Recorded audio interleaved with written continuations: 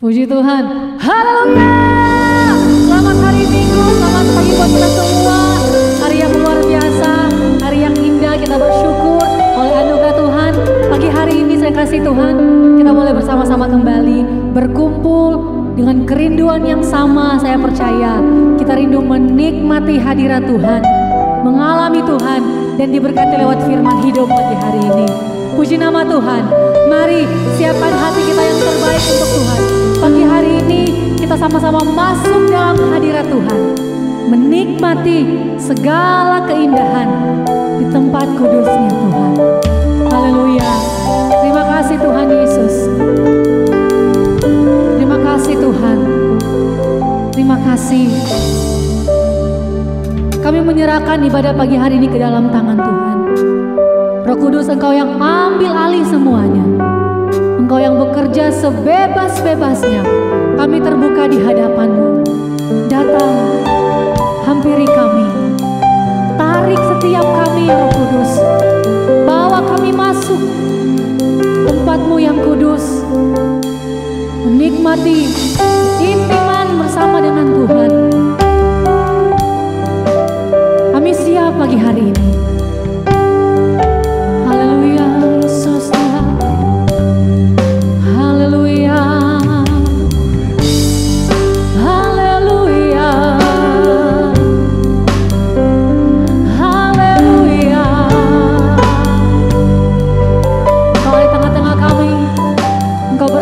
Dengan kami pagi hari ini, Roh Kudus. Engkau yang datang dengan lembut, menghampiri kami satu persatu. Kami dihampiri oleh Engkau. Datanglah sekarang dan bawa kami masuk lebih lagi. Haleluya, Yesus Tuhan. Haleluya. Terima kasih Tuhan. Hadirat-Mu indah.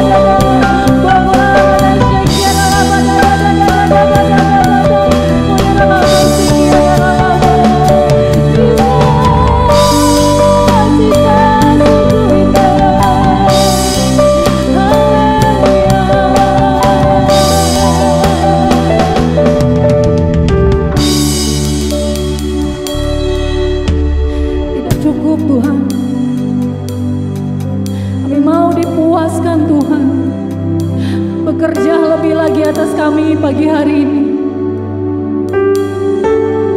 Bawa kami lebih dalam lagi, Roh Kudus. Bawa setiap kami lebih dalam lagi.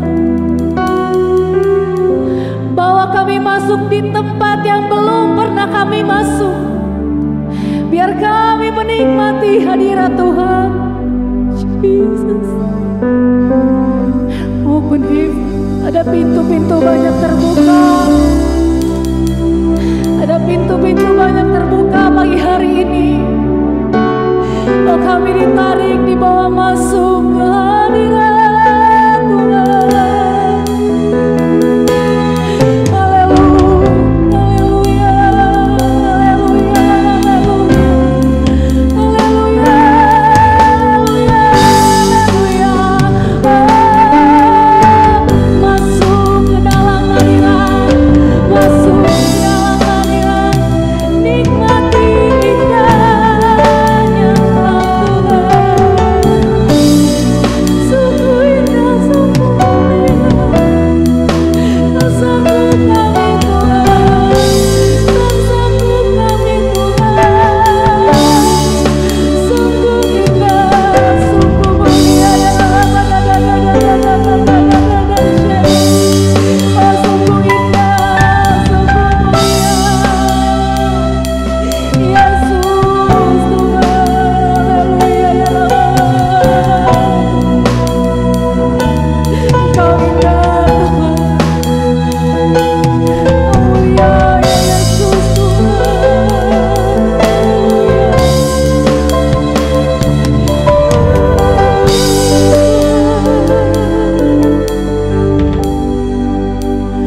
Ku cinta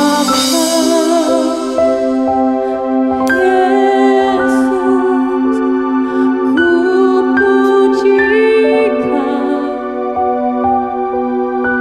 Jesus, ku sembah. Dia hadir di tengah-tengah kita pagi hari ini. Roh Kudus menarik, membawa kita masuk dalam hadirat-Nya pagi hari ini. Dengan senang hati dan dengan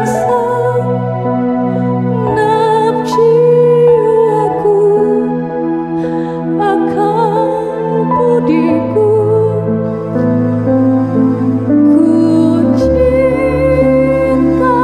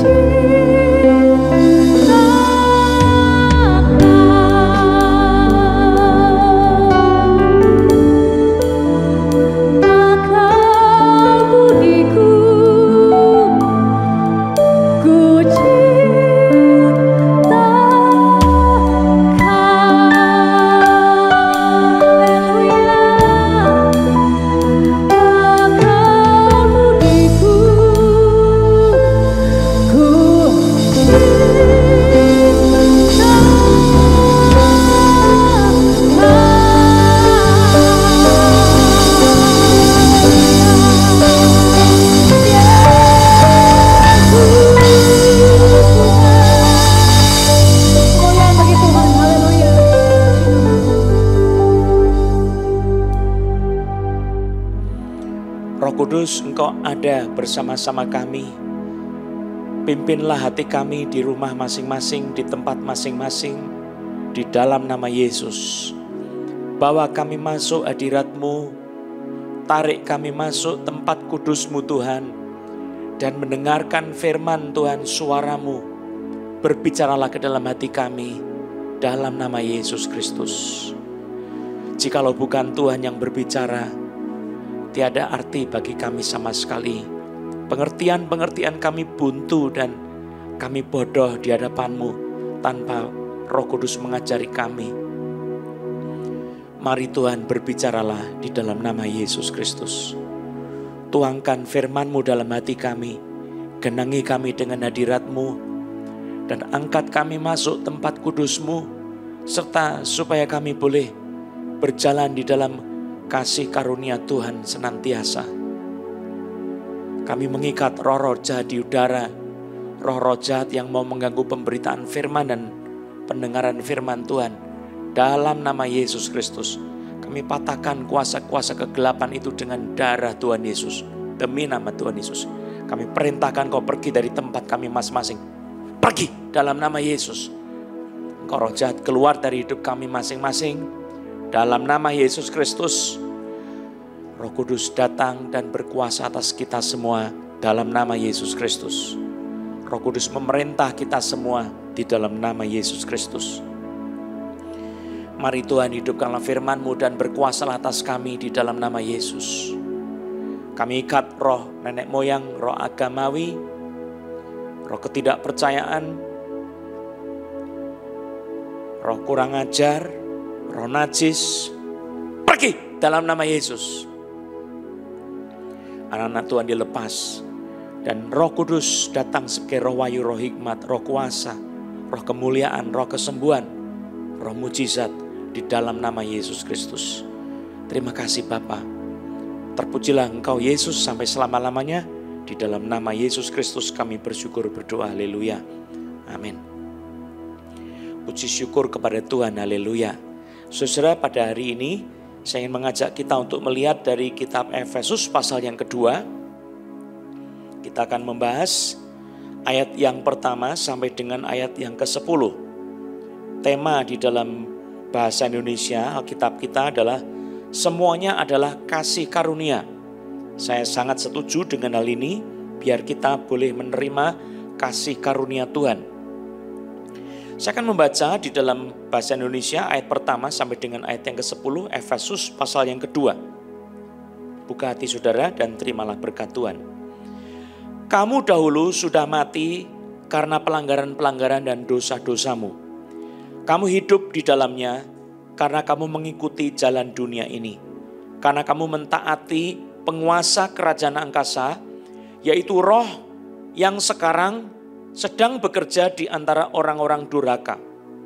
Sebenarnya dahulu kami semua juga terhitung di antara mereka ketika kami hidup di dalam hawa nafsu daging dan menuruti kehendak daging dan pikiran kami yang jahat. Pada dasarnya kami adalah orang-orang yang harus dimurkai sama seperti mereka yang lain. Tetapi Allah yang kaya dengan rahmat, oleh karena kasih-Nya yang besar yang dilimpahkannya kepada kita, telah menghidupkan kita bersama-sama dengan Kristus sekalipun kita telah mati oleh kesalahan-kesalahan kita. Oleh kasih karunia kamu diselamatkan. Dan di dalam Kristus Yesus Ia telah membangkitkan kita juga dan memberikan tempat bersama-sama dengan Dia di sorga. Supaya pada masa yang akan datang Ia menunjukkan kepada kita kekayaan kasih karunia-Nya yang melimpah-limpah sesuai dengan kebaikan-Nya yang melimpah-limpah. Ayat 7 saya baca lagi. Supaya pada masa yang akan datang Ia menunjukkan kepada kita kekayaan kasih karunia-Nya yang melimpah-limpah sesuai dengan kebaikan-Nya terhadap kita dalam Kristus Yesus. Sebab karena kasih karunia kamu diselamatkan oleh iman. Itu bukan hasil usahamu tetapi pemberian Allah. Itu bukan hasil pekerjaanmu. Jangan ada orang yang memegahkan diri. Karena kita ini buatan Allah, diciptakan dalam Kristus Yesus untuk melakukan pekerjaan baik yang dipersiapkan Allah sebelumnya. Ia mau supaya kita hidup di dalamnya. Saudara-saudara yang kasih dalam Tuhan Yesus Kristus, kalau kita membaca di dalam Efesus pasal yang kedua ini, kita mendapati sebuah kebenaran bahwa sesungguhnya kita itu adalah orang-orang yang berbahagia, yang percaya kepada Yesus Kristus. Sebab dahulu kita sudah mati. Sudah mati, saudara dan saya.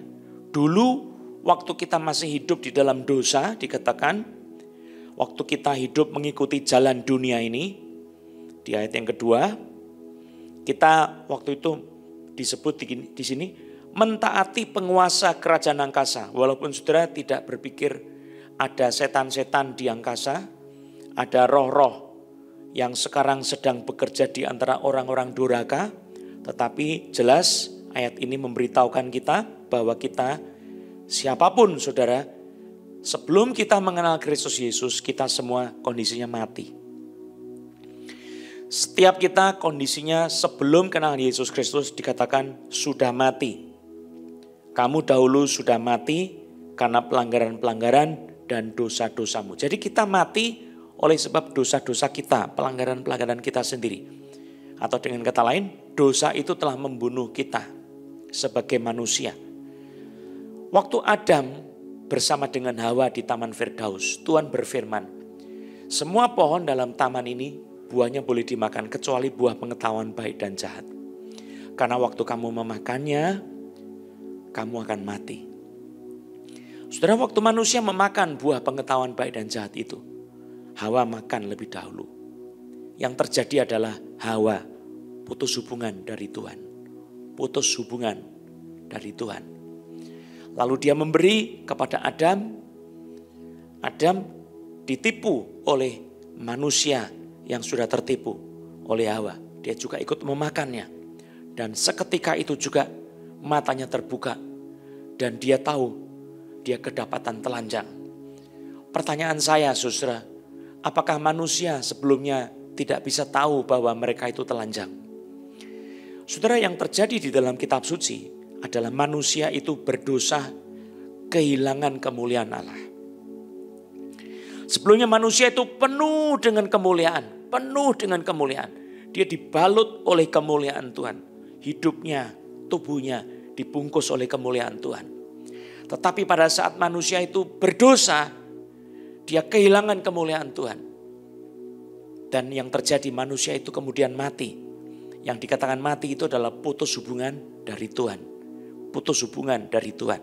Saya kasih contoh ya. Kalau ini di atas kita ini ada lampu. Coba bisa tolong dimatikan lampunya. Saudara bisa melihat lampunya ini saja. Nah, saudara lihat. Lampu mati ini karena dia putus hubungan dari sumber listrik. Putus hubungan. Dia tidak bisa hidup. Lampunya tidak menyala karena putus hubungan dari sumber listrik. Coba dinyalakan lagi. Nah, saudara lihat ini sekarang menyala. Hubungan kita dengan Tuhan juga begitu. Pada saat saudara bersama-sama dengan orang-orang percaya yang lain, bersatu dengan Kristus, kita semua hidup. Saudara mau siapapun juga, saat kita dihubungkan dengan Kristus, di mana Kristus itu telah menjadi juru selamat bagi kita. Dia mati di atas kayu salib, menanggung dosa-dosa kita. Dia menjadi juru selamat bagi kita karena dia menanggung segala dosa-dosa kita. Saya sudah banyak sekali menjelaskan tentang hal ini. Dan saudara, pada saat kita dipersatukan dengan Kristus, saudara dipersatukan dengan Allah. Sebab Yesus itu mendamaikan kita dengan Allah. Hubungan kita dipulihkan kembali. Saudara punya relasi kembali dengan Kristus. Dengan Allah kita punya relasi kembali. Saudara hidup. Nah, saudara dikatakan, kamu dahulu, saya dan saudara, sudah mati karena pelanggaran-pelanggaran dan dosa-dosa kita sendiri. Kita hidup dalam dosa-dosa itu karena kita mengikuti jalan dunia ini. Disebut karena kamu mentaati penguasa kerajaan angkasa, yaitu roh yang sekarang sedang bekerja di antara orang-orang durhaka. Jadi kondisi kita itu dulu mati, tapi sekarang bersyukur kepada Tuhan. Kalau saudara percaya kepada Yesus Kristus, maka saudara hidup, beroleh kehidupan. Ini berarti saudara tidak lagi binasa, bukan orang yang terhilang, tetapi saudara sudah ditemukan. Domba yang dulunya terhilang sudah ditemukan oleh Yesus Kristus. Yesus bilang kepada murid-muridnya, bukan kamu yang mencari aku, tapi aku yang mencari kamu, kata Yesus. Jadi bagaimana kita ditemukan itu adalah sebuah mujizat, saudara. Yesus memilih kita supaya kita ditemukan, diselamatkan. Alkitab menceritakan kalau ada domba yang hilang. Lalu domba itu tersesat, lari ke tempat yang tidak diketahui. Dia tidak bisa balik kembali. Satu-satunya jalan adalah gembala mencari domba dan menemukan domba. Menemukan dan dibawa kembali ke dalam tempat yang dimana mereka itu bisa selamat, saudara. Domba itu diambil oleh sang gembala, ditaruh di bahunya. Itulah keselamatan yang saudara terima di dalam Yesus Kristus. Waktu saudara ditemukan oleh Tuhan Yesus, saudara, dosa-dosa kita yang begitu luar biasa banyaknya, yang membuat kita mati, Tuhan tidak membuang saudara dan saya selama kita masih di bumi ini. Tuhan masih membuat kesempatan yang besar, pintu terbuka buat saudara dan saya untuk ditemukan oleh Tuhan Yesus. Saudara tidak bisa mencari Tuhan karena Tuhan itu adalah Allah yang Maha Kuasa. Kita terhilang, bukan Tuhan yang terhilang. Kita yang hilang. Domba yang sesat. Tuhan yang mencari domba itu. Bukan domba yang cari gembala, bukan. Allah yang memiliki domba-domba. Dia mencari domba yang sesat itu, menemukan, lalu kemudian dia membuat sebuah cara yang luar biasa, yang begitu cinta kasihnya itu nyata kepada kita. Dia menaruh kita di tempat pundaknya, kita dibawa pulang, lalu sakitnya kita dibalut, kita disembuhkan oleh Tuhan yang mengasihi saudara dan saya. Maka betapa saudara, bukan cuma dikatakan di dalam Alkitab kita itu berutang sama Tuhan, tetapi Tuhan itu melimpahkan kasih yang besar kepada kita, yang dikatakan di dalam ayat yang keempat. Allah yang kaya dengan rahmat, oleh karena kasihnya yang besar yang dilimpahkannya kepada kita, telah menghidupkan kita bersama-sama dengan Kristus. Perhatikan, telah menghidupkan kita bersama-sama dengan Kristus, sekalipun kita telah mati oleh kesalahan-kesalahan kita. Oleh kasih karunia kamu diselamatkan. Saudara, betapa luar biasa cinta kasih Tuhan itu. Saudara bukan orang yang akan dibinasakan di neraka. Saudara bukan orang yang akan dibuang di neraka walaupun kita berdosa. Karena Tuhan telah mengutus anaknya yang tunggal, Yesus Kristus, untuk mati bagi kita. Saudara diselamatkan karena kasih karunia, bukan karena kebaikan kita sendiri. Karena kasih karunia Tuhan kita diselamatkan. Dan dikatakan di sini, kita telah dihidupkan bersama-sama dengan Kristus. Sekalipun kita telah mati oleh kesalahan-kesalahan kita. Saudara, ini adalah fakta pertama yang saya mau garis bawahi. Bahwa Tuhan telah memilih kita supaya kita tidak binasa. Supaya kita tidak mati di dalam dosa-dosa kita. Supaya kita dihidupkan dari kematian bersama-sama dengan Kristus. Saudara katakan sama-sama, aku telah mati tetapi Kristus menghidupkan diriku. Terima kasih Tuhan Yesus, aku berutang kepadamu. Yang kedua saudara, diceritakan di dalam ayat yang ketiga. Di sini bukan cuma kita berdosa dan mati, tetapi dikatakan sebenarnya dahulu kami semua juga terhitung di antara mereka ketika kami hidup di dalam daging, di dalam hawa nafsu daging dan menuruti kehendak daging dan pikiran kami yang jahat. Pada dasarnya kami adalah orang-orang yang harus dimurkai sama seperti mereka yang lain. Yang kedua, kita yang berdosa itu di dalam murka Tuhan. Tetapi puji Tuhan, sekarang kita tidak lagi berada di dalam murka Tuhan, tetapi di dalam rahmat Tuhan. Saudara, ini penting sekali. Kalau tadi kita mati di dalam dosa-dosa, sekarang kita dibangkitkan, dihidupkan bersama-sama dengan Kristus. Ayat yang berikut Ayat 3, kita dulu terhitung di antara orang-orang yang harus dimurkai. Tetapi sekarang kita beroleh rahmat Tuhan yang besar. Kasih dan rahmat yang dilimpahkan kepada kita. Pada waktu bangsa Israel, kalau saudara lihat di dalam kitab Ratapan pasal yang ketiga, saudara coba kita buka sebentar. Kitab Ratapan ini adalah kitab yang ditulis oleh Nabi Yeremia.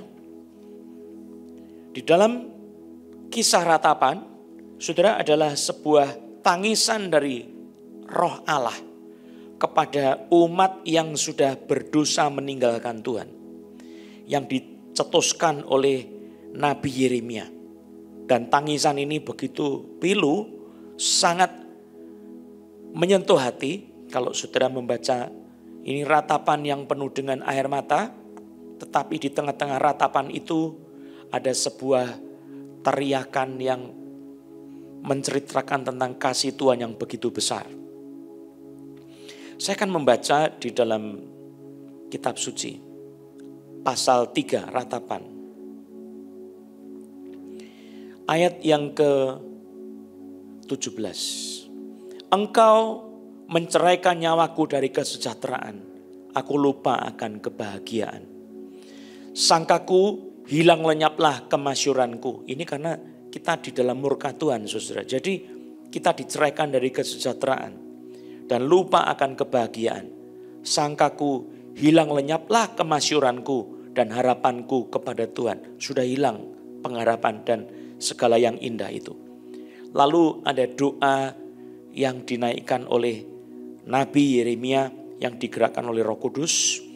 Ingatlah akan sengsaraku dan pengembaraanku, akan ipuh dan racun itu. Jiwaku selalu teringat akan hal itu dan tertekan dalam diriku. Tetapi hal-hal inilah yang kuperhatikan, oleh sebab itu aku akan berharap. Sudah lihat ini, ayat 22 sampai dengan ayat yang ke-27. Tak berkesudahan kasih setia Tuhan, tak habis-habisnya rahmatnya. Selalu baru tiap pagi besar kesetiaanmu. Tuhan adalah bagianku, kata jiwaku, oleh sebab itu aku berharap kepadanya. Tuhan adalah baik bagi orang yang berharap kepadanya, bagi jiwa yang mencari Dia. Adalah baik menanti dengan diam pertolongan Tuhan. Saudara, ini adalah satu ungkapan yang penting sekali di dalam kitab Ratapan, di tengah-tengah segala murka Tuhan karena dosa-dosa kita. Jikalau ada orang yang kemudian melihat kepada Tuhan dan minta tolong Tuhan, lihatlah sengsaraku, lihatlah dosa-dosaku, lihatlah kejahatanku Tuhan. Maka Tuhan berkenan mengampuni, ada rahmat Tuhan. Dikatakan, tak berkesudahan kasih setia Tuhan. Ini hesed, kasih setia kasih yang tidak pernah gagal. Tak berkesudahan kasih setia Tuhan. Tak habis-habisnya rahmatnya. Ini raham, saudara.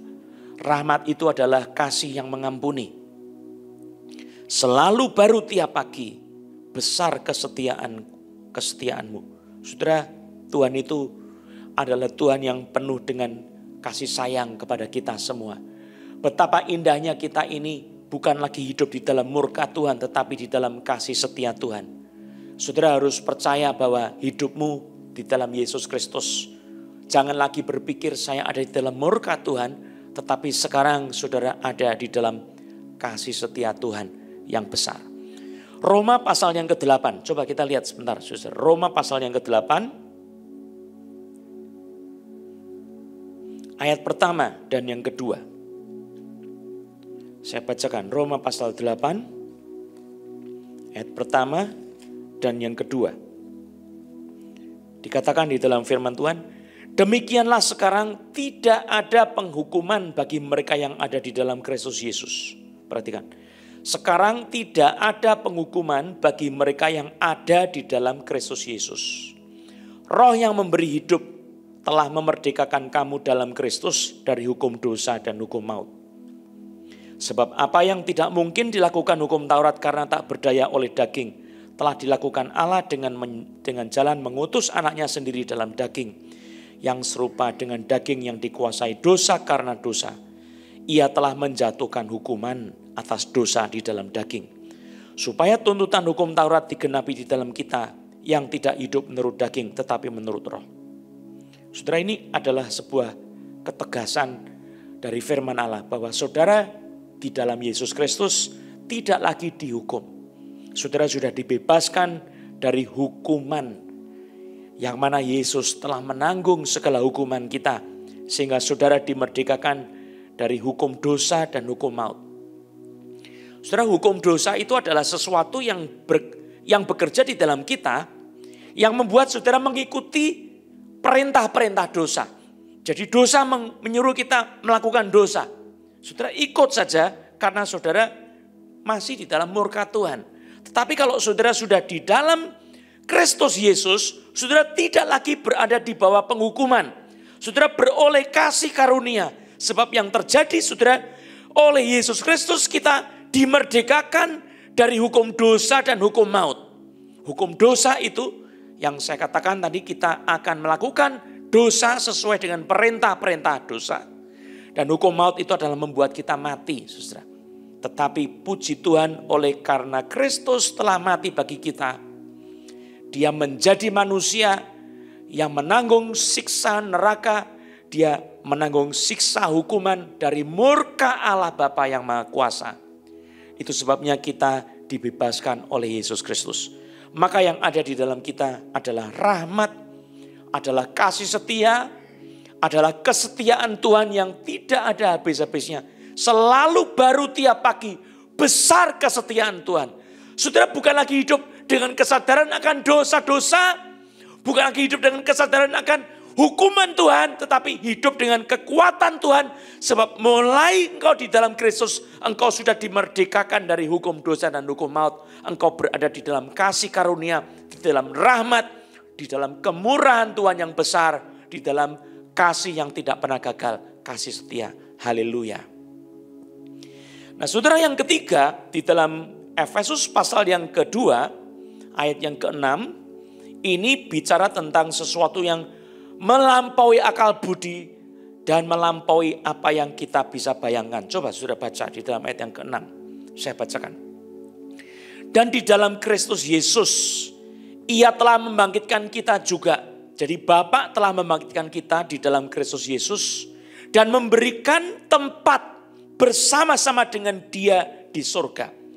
Wow, saudara, kalau saudara mengerti dalam bahasa aslinya, ayat yang ke-6, Efesus pasal yang kedua ini,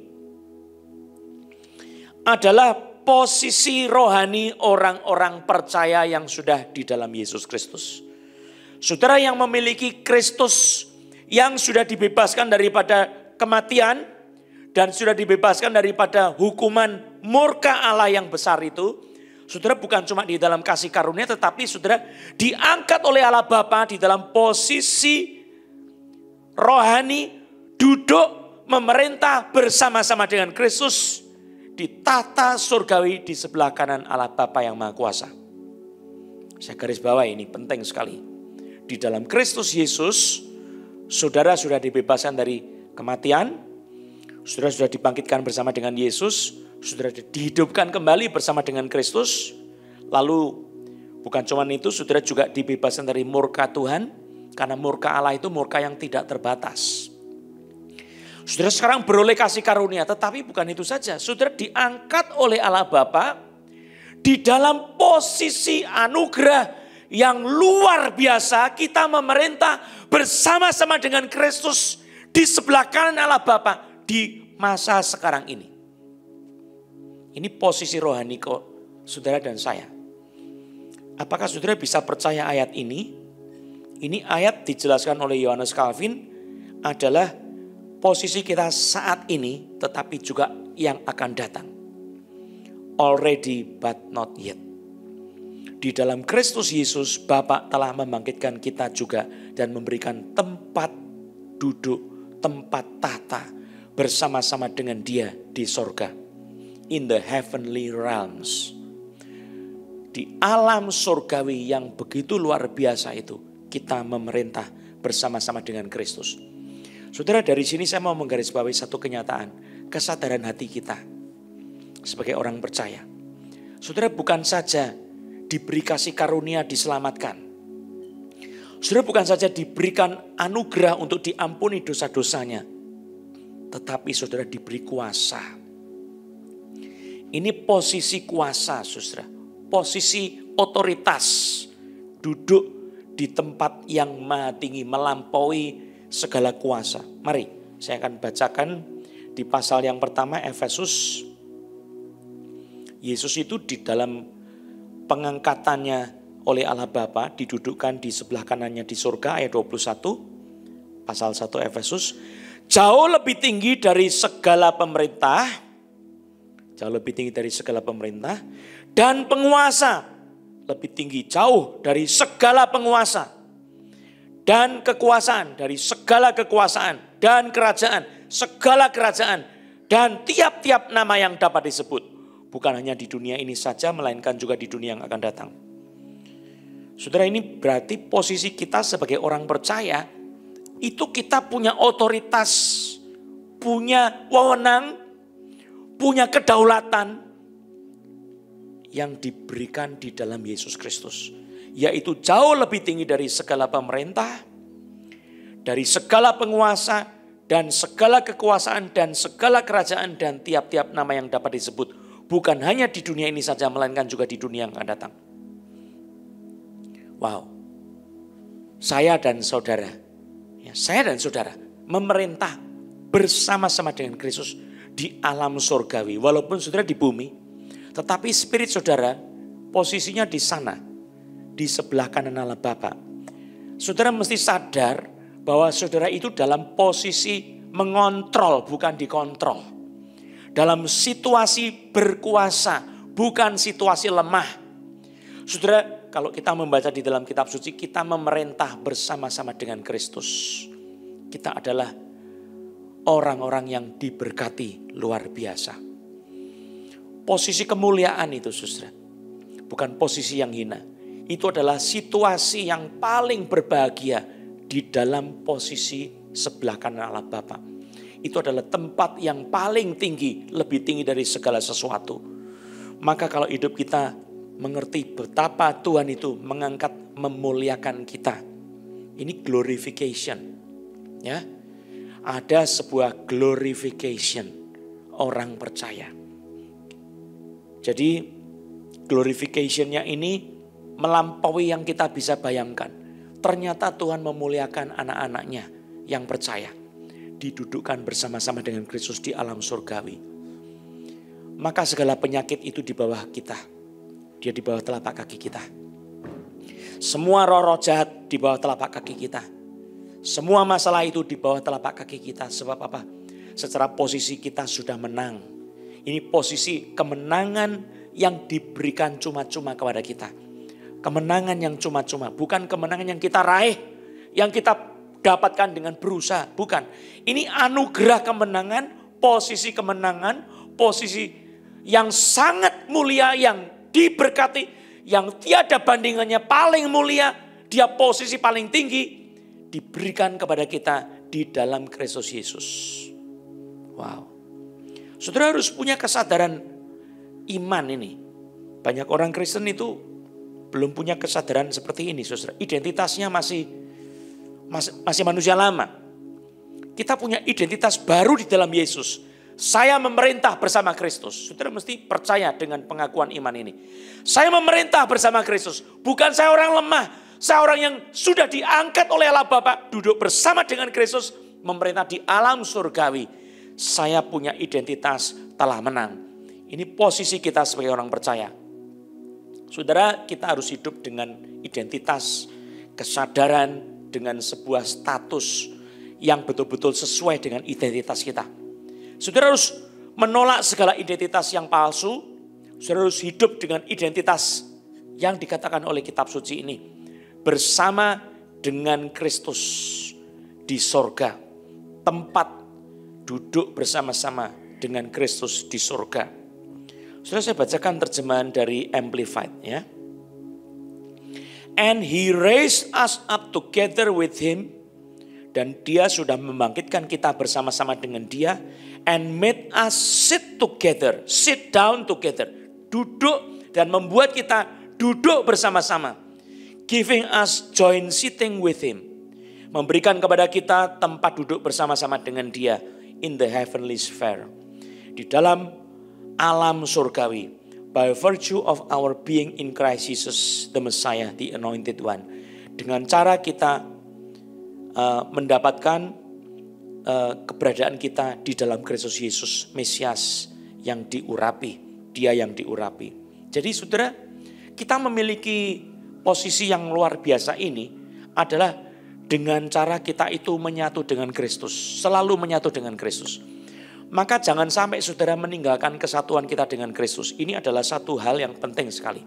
Posisi otoritas itu hanya bisa terjadi pada saat saudara selalu berada bersatu dengan Kristus. Saya ulang lagi. Posisi otoritas yang dahsyat itu, yang melampaui kuasa iblis, hanya bisa terjadi saat saudara selalu menyatu dengan Kristus. Saudara memegang otoritas itu, percaya otoritas itu, dan mengaminkan otoritas itu. Saya sudah bangkit bersama Yesus.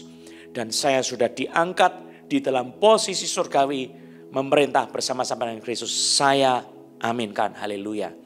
Nah saudara, maka di situ segala kuasa yang di bawah kita itu harus tunduk. Saudara punya kuasa otoritas waktu saudara memegang wewenang ilahi ini. Saudara, saya ulang lagi. Waktu saudara memegang otoritas wewenang ilahi ini, saya telah memerintah bersama Kristus. Saudara punya kuasa. Perkataanmu harus perkataan dengan wewenang ini, sehingga saudara punya kuasa. Saudara bisa berkata kepada penyakit, hai penyakit, di dalam nama Yesus, aku sudah memerintah bersama dengan Kristus sekarang ini. Dan bukan karena kebaikanku, tetapi karena aku diberi kasih karunia oleh Tuhan Yesus. Aku telah mati dan dibangkitkan bersama-sama dengan Kristus. Aku telah diberi kesatuan dengan Kristus. Duduk bersama-sama dengan Kristus, memerintah dengan Kristus. Maka penyakit keluar dari hidupku, pergi dari hidupku. Segala kemiskinan juga pergi keluar dari hidupku di dalam nama Yesus. Sebab Kristus telah dijadikan miskin supaya aku menjadi kaya. Dalam nama Yesus, sudah boleh memerintah seperti itu. Dan otoritas ini akan mempunyai kekuasaan selama saudara mempercayai dan memegang teguh otoritas wewenang yang saudara sudah diberikan di dalam Yesus Kristus. Dan terus memelihara kesatuan kita dengan Kristus. Maka dikatakan ayat yang ke-7, supaya pada masa yang akan datang, ia menunjukkan kepada kita kekayaan kasih karunia-Nya yang melimpah-limpah. Sesuai dengan kebaikannya terhadap kita di dalam Kristus Yesus. Jadi saudara nanti akan melihat betapa kayanya kasih karunia Allah berlimpah-limpah luar biasa di dalam hidup saudara. Saudara yang mau mengalami kekuasaan, kelimpahan karunia Tuhan itu, saudara bisa memegang firman Tuhan ini. Haleluya. Sekali lagi, saudara, di ayat 7 saya bacakan, supaya pada masa yang akan datang, Bapa menunjukkan kepada kita kekayaan kasih karunia-Nya yang melimpah-limpah. Sesuai dengan, artinya apa? Sesuai dengan, cocok dengan, setara dengan kebaikannya terhadap kita di dalam Kristus Yesus. Lalu dijelaskan ayat yang ke-8. Sebab karena kasih karunia kamu diselamatkan oleh iman, itu bukan hasil usahamu tetapi pemberian Allah. Itu bukan hasil pekerjaanmu, jangan ada orang yang memegahkan diri. Saudara, singkat kata saya mau katakan, keselamatan saudara dan saya itu terjadi hanya karena kasih karunia Tuhan. Iman itu pun adalah pemberian Tuhan. Coba saudara bayangkan, saudara bisa percaya bahwa Yesus itu juru selamat. Saudara jangan berpikir itu adalah saudara yang mau memiliki Yesus. Memang kita dengan iman itu kita memilih Yesus, tetapi dikatakan iman itu pun juga adalah kasih karunia, adalah pemberian Allah. Jadi usaha kita memilih Yesus pun itu adalah pemberian Allah, saudara. Seluruhnya kasih karunia. Jadi apa yang dikatakan di dalam Alkitab ini? Jadi titik pertama dari seseorang bisa diselamatkan sampai kemuliaan kekal yang akan datang. Seluruhnya itu adalah perjalanan kasih karunia Tuhan. Kasih Allah, kelimpahan anugerahnya kepada kita. Kita menikmati di dalam Yesus Kristus. Maka saudara, engkau berhutang begitu besar kepada Tuhan kita. Jadilah seorang yang takut akan Tuhan. Jadilah seorang yang balas kemuliaan Tuhan itu dengan saudara mempersembahkan hidupmu kepada Tuhan. Jangan ada orang yang memegahkan diri. Jangan ada orang sombong dan berkata, kalau bukan saya milih Tuhan, Tuhan tidak ada yang milih. Siapa bilang saudara? Engkau bisa milih Tuhan itu karena Tuhan memilih saudara. Kalau saudara tidak memilih Tuhan, itu karena saudara memang tidak mau memilih Tuhan. Tapi kalau saudara bisa memilih juru selamatmu Yesus Kristus, Alkitab mengatakan itu bukan pekerjaanmu, itu bukan usahamu, tetapi pemberian Allah. Berbahagialah saudara yang punya iman. Engkau bukan diselamatkan karena pekerjaanmu sendiri, engkau selamat karena anugerah. Saya kasih contoh saudara. Kalau ada orang yang bekerja dari pagi sampai malam, lalu kemudian dia setelah kerja jerih lelah, dia datang kepada orang yang memperkerjakan dia. Dia tanya, saya sudah selesai kerjanya Pak, saya mau pulang. Nah, apa yang saudara dapatkan? Upah bukan? Nah, upah itu saudara terima karena saudara sudah bekerja. Upah ini adalah jasa saudara. Nah, saudara berhak menerima. Tapi kalau orang tidak bekerja mendapatkan sesuatu, itu hadiah. Nah, ini juga yang disebutkan pemberian Tuhan. Keselamatan kita itu bukan jasa kita. Bukan karena saudara sudah berbuat sesuatu, saudara boleh keselamatan, beroleh hidup kekal. Bukan. Saudara bukan orang yang berusaha mendapatkan keselamatan itu. Tetapi Tuhan memberikan keselamatan itu kepada saudara. Dengan cara apa? Saudara memang tidak mampu menyelamatkan diri kita sendiri. Karena kita berdosa. Tuhan memilih kita untuk diselamatkan di dalam Yesus Kristus. Saudara tidak lagi mati, tidak lagi binasa. Meskipun kita hidup di dalam dosa sebelumnya. Saudara sekarang setelah engkau ditebus oleh Yesus Kristus, engkau harus tinggalkan dosa-dosamu. Engkau harus tinggalkan hidup tidak lagi boleh menuruti keinginan-keinginan kehendak-kehendak daging. Tidak boleh lagi menuruti hawa nafsu daging. Tidak boleh menuruti lagi pikiran-pikiran yang jahat. Sebab di dalam hal itu kita mati. Tetapi kita sudah beroleh penebusan di dalam Yesus Kristus. Engkau sudah diampuni. Engkau sudah diangkat oleh Kristus. Ditebus dengan darahnya. Sekalipun dosamu merah seperti kirmisi, dijadikan putih seperti salju. Engkau menerima kasih sayangnya, engkau digendong. Engkau diampuni, diterima. Dan tidak ada lagi murka Tuhan. Bahkan engkau ditempatkan di dalam posisi otoritas yang maha kuasa. Otoritas yang besar sehingga tidak ada yang mustahil bagi Allah. Dan tidak ada yang mustahil bagi orang yang percaya. Ini otoritas yang sangat besar. Saudara berbahagialah karena engkau di dalam Kristus Yesus. Segala sesuatu adalah kasih karunia.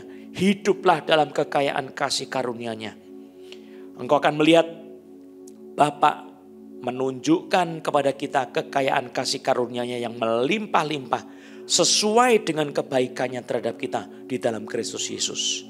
Saudara, sebelum saya akhiri khotbah saya pada pagi hari ini, saya ingin mengatakan Tuhan mengingat cinta kasih-Nya kepada kita dan Dia sekali lagi menawarkan, marilah datang kepadaku. Semua yang letih lesu dan berbeban berat, aku akan memberi kelegaan kepadamu. Kalau saudara sudah meninggalkan Tuhan dan hidup dalam dosa-dosa saudara, saudara sudah menyangkal Tuhan, tidak mau bersaksi tentang Tuhan, sudah malu bersaksi tentang Tuhan, saudara harus tahu, Tuhan pun malu bersaksi tentang saudara. Tetapi kalau saudara mau bertobat, saudara berdoa, Tuhan aku telah berdosa di hadapan-Mu, saya malu bersaksi tentang Engkau. Kiranya Tuhan mengasihani saudara. Saudara boleh datang kembali kepada Tuhan. Engkau boleh menerima pengampunan dosa dari Tuhan. Domba yang hilang ditemukan, diangkat, digendong, kemudian ditaruh di pundaknya, dibawa ke tempat kandangnya kembali, disembuhkan, dibalut luka-lukanya, dan kemudian didudukkan bersama-sama dengan Kristus. Saudara berada di pangkuan Yesus Kristus. Saudara mengalami cinta kasih yang besar. Saudara menikmati kasih sayang yang besar. Saudara menikmati betapa besarnya kasih kemurahannya kepada kita, kesetiaannya yang sedang diberikan di dalam Yesus Kristus. Maka dari itu saudara, berikan hatimu kepada Yesus Kristus. Jangan hidup dalam dosa lagi, tetapi hiduplah di dalam kasih karunia Tuhan. Kiranya Tuhan memberkati firman-Nya. Mari kita berdoa. Bapa di surga, kami bersyukur karena Tuhan memilih kami. Kami berterima kasih karena Engkau memilih kami, tidak membuang kami. Dari keberdosaan kami, Engkau telah menyelamatkan kami. Terima kasih Tuhan Yesus. Kami datang kembali kepadamu, mengakui segala dosa-dosa kami. Kami mengaku segala kejahatan kami. Kami mengaku segala kekurangan kami Tuhan.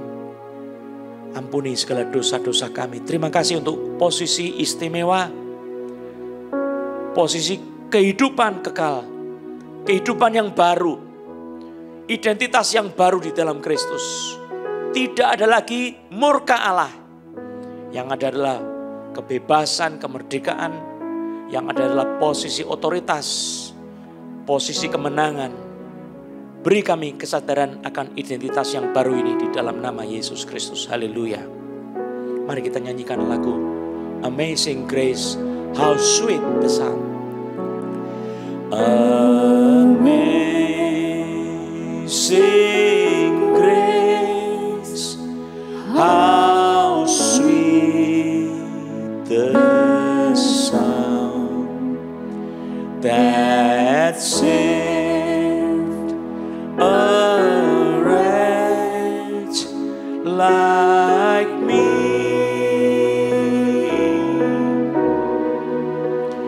I once was lost, but now I'm found. Was blind, but now I see.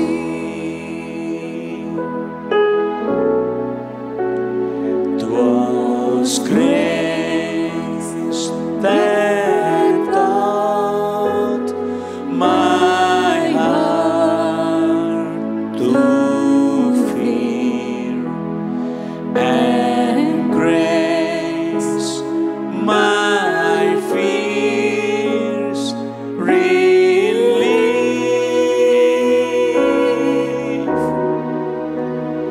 How precious did that grace appear the hour I first believed. Mari berdiri sama-sama nyanyikan dalam bahasa Indonesia. Sangat besar anugerah-Mu, sangat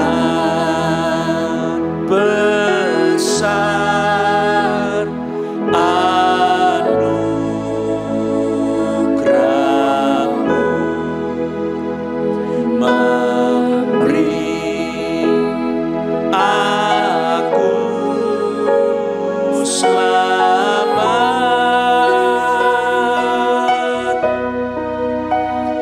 Hilanglah jiwa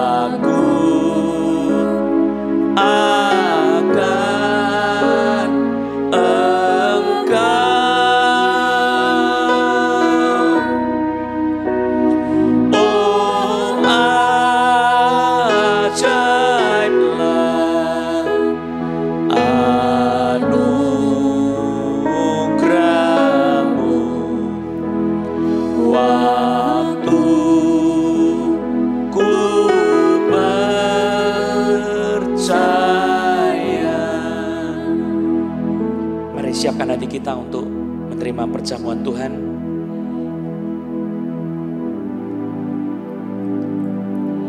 Saudara, kita semua adalah orang-orang yang beruntung di dalam Yesus Kristus. Kita semua diberi keselamatan oleh Yesus waktu kita percaya, sehingga hanya anugerah saja yang kita terima. Kita bersyukur, berterima kasih Bapa di surga. Terima kasih untuk keselamatan yang Kau berikan. Terima kasih untuk darah Yesus yang menjadikan kami bersih, kudus, menjadi ciptaan baru dalam Yesus Kristus. Dan kami dipersatukan dengan kebangkitan Yesus Kristus oleh darah Yesus. Kami diangkat di dalam tahta surgawi, duduk bersama-sama memerintah dengan Kristus di alam surgawi. Di dalam Kristus kami menikmati segala kekayaan kasih karunia-Mu. Terima kasih Bapa di surga. Sekarang kami akan menerima perjamuan kudus masing-masing. Demi nama Yesus, siapkan hati kami untuk menerima perjamuan-Mu. Darah Yesus dan tubuh Yesus di dalam bentuk roti dan anggur. Demi nama Tuhan Yesus, haleluya. Amin.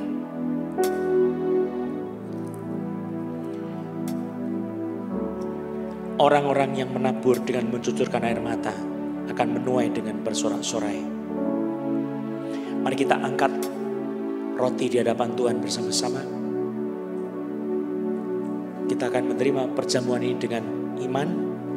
Yesus mengambil roti, memecah-mecahkan dan berkata, inilah tubuhku yang dipecah-pecahkan bagimu. Makanlah kamu semua untuk mengingatkan aku. Kemudian dia mengambil cawan yang berisi anggur merah. Dia mengucap syukur dan mengatakan, inilah cawan perjanjian baru yang ditumpahkan untuk pengampunan dosa. Minumlah kamu semua untuk mengingatkan aku. Setiap kali kita makan dan minum bersama-sama di dalam perjamuan Tuhan, kita mengingat Kristus, kita percayakan kematian Yesus yang menebus, dan kita dipersatukan dengan kebangkitannya. Kita hidup memerintah bersama Kristus. Mari angkat roti bersama-sama di atas kepala kita. Yesus berkata, inilah tubuhku yang dipecahkan bagimu. Makanlah kamu semua untuk mengingatkan aku.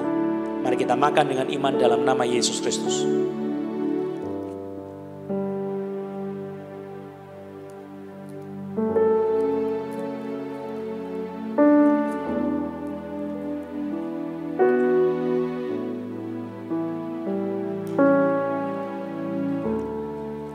Kita angkat anggur di atas kepala kita. Kita angkat cawan bersama-sama. Tuhan Yesus memberkati cawan itu dan dia mengatakan, inilah cawan perjanjian, inilah darahku yang ditumpahkan bagimu untuk pengampunan dosa. Minumlah kamu semua untuk mengingatkan aku. Mari kita minum dengan iman dalam nama Tuhan Yesus.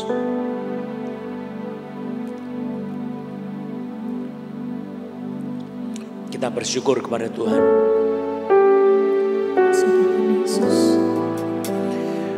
Haleluya. Terima kasih Tuhan untuk korban-Mu. Terima kasih. Kuasa dari darah Yesus yang menebus. Menjamah kelemahan-kelemahan kami. Terima kasih. Menjamah dosa-dosa kami. Terima kasih Tuhan. Menyucikan di dalam nama Yesus. Haleluya. Menyembuhkan, Dalam nama membebaskan dari kutuk di dalam nama Yesus. Terima kasih. Memberi kemenangan kepada kita. Amin. Di dalam nama Yesus, mendudukkan saudara dan saya di tempat tahta Kristus, di sebelah kanan Bapa yang Maha Mulia. Dalam nama Yesus, jauh lebih tinggi dari segala kuasa-kuasa iblis, dari segala penyakit dan kelemahan. Saudara punya otoritas, punya wewenang. Semua kuasa itu kita injak di bawah telapak kaki kita. Kita dibebaskan oleh darah Yesus. Dalam nama Yesus kita menang oleh kuasa Roh Kudus. Dalam nama Yesus penyakit nyako dalam nama Yesus. Kelemahan-kelemahan keluar, pergi dalam nama Yesus. Kita dibebaskan oleh darah Yesus. Demi nama Tuhan Yesus, terimalah kesembuhannya. Haleluya. Puji nama Yesus Kristus. Mari kita akhiri ibadah kita bersama-sama, berdiri kita nyanyikan, kami memuji kebesaran-Mu.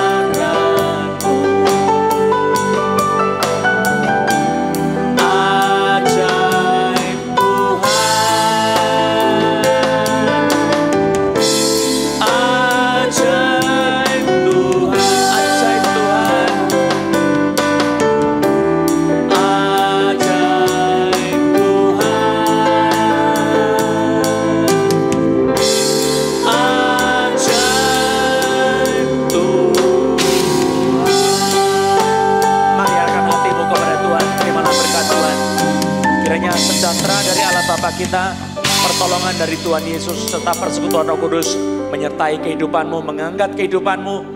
Engkau berada di atas tahta bersama-sama dengan Kristus di alam surgawi, mengalahkan segala tantangan, dan engkau berjalan di dalam kasih karunia Tuhan yang berlimpah-limpah, di dalam kemurahannya yang penuh berkat hari ini sampai Maranatha. Haleluya, amin. Kita nyanyikan bagi Dia segala pujian dan kemuliaan.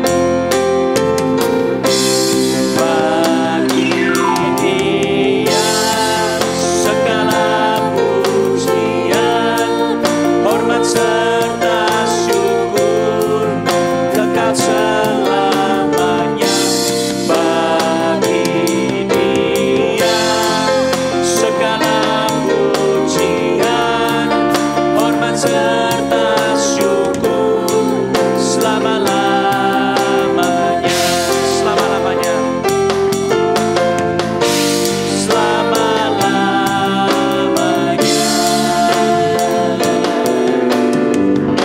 selama-lamanya,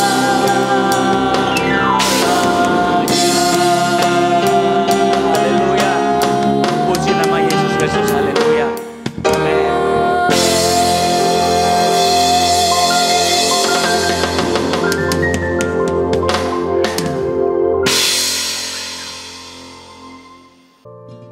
Berikan pada kami hati yang mengasihi jiwa-jiwa yang belum mengenal kasih Bapa. Shalom saudara, menjadi saksi Kristus dan melayani banyak orang seperti yang Kristus lakukan adalah panggilan bagi kita sebagai orang percaya. Oleh sebab itu, penting bagi kita untuk membekali diri terkait penginjilan dan supranatural. Yesus, Tuhan, ini tugas kami. Dalam sekolah penginjilan dan supranatural, sama-sama kita akan belajar tentang penginjilan yang supranatural dan bersifat praktis. Sekolah penginjilan dan supranatural akan diadakan mulai Maret 2022 selama 5 minggu ke depan setiap hari Selasa. Kelas diadakan secara online setelah acara Mujizat Yesus Untukmu via Zoom. Kelas tidak akan ditayangkan di media sosial. Saudara dapat mendaftarkan diri di hotline gereja di 08111470 600 dengan format sertakan nama, usia, alamat, serta asal gereja.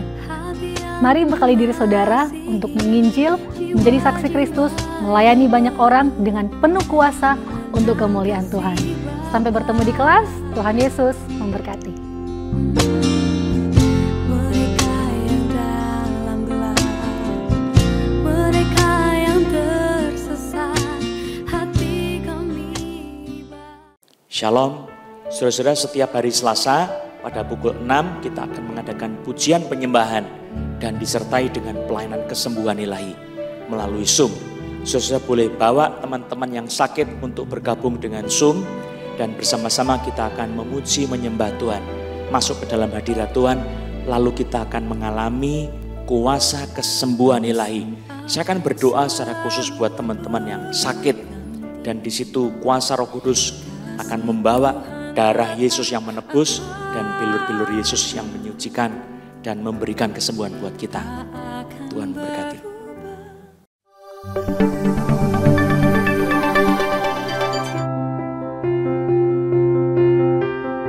Halo, Shalom Jemaat yang dikasihi Tuhan. Sebuah sukacita kami dapat menyambut saudara yang baru pertama kali hadir dalam ibadah online Cross Harvest Church. Berikut adalah informasi terupdate seputar gereja. Hai sahabat muda, mari bergabung dalam online youth service setiap hari Sabtu pukul 7 malam. Untuk informasi ID Zoom, kalian dapat menghubungi hotline gereja berikut ini.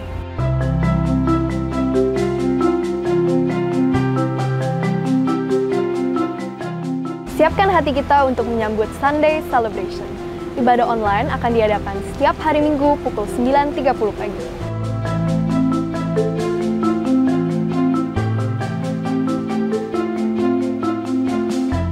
Children Ministry diadakan setiap hari Minggu pukul 11 siang via Zoom. Untuk informasi ID Zoom, saudara dapat menghubungi hotline gereja berikut.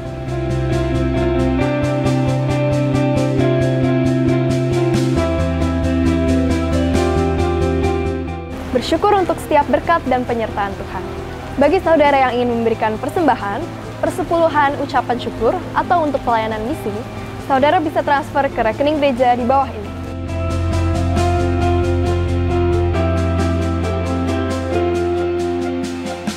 Untuk tetap mendapatkan informasi terupdate, jangan lupa follow Instagram kami di @chhc_serpong, YouTube di chhc_serpong, dan Facebook di Johannes Lilik Susanto Gospel Harvest Ministries International.